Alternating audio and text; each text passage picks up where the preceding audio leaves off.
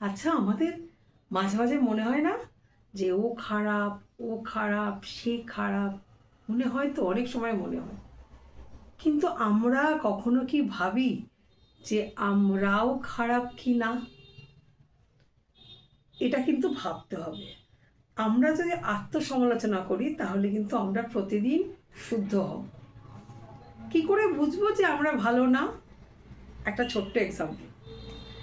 পাশের বাড়ির বাচ্চাটি পিএইচডি করেছে, আমার বাচ্চা মাস্টার্স করেছে।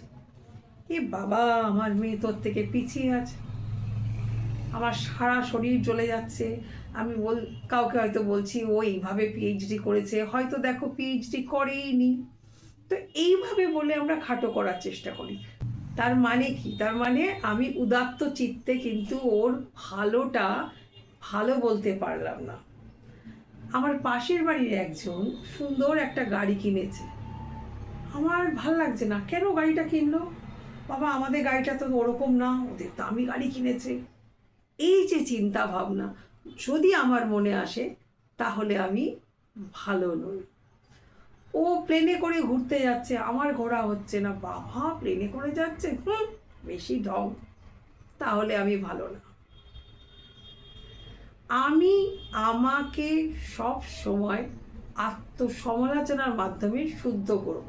ঠাকুরের একটা ছোট্ট কথা পড়েছিলাম, যদি তোমার বিচার করতে হয় সেটা নিজের ওপর প্রয়োগ করে দেখো।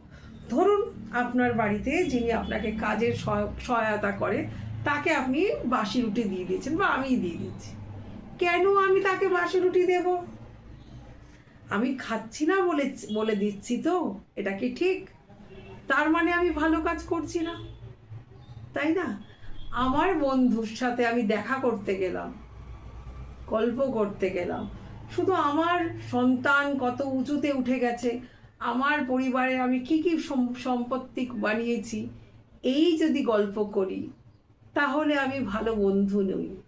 তো ভালো আমি নিজেকে তখনই বলবো যখন অন্যের উন্নতিতে আমার এক ফোঁটাও দুঃখ হবে না, বরং আনন্দ হবে।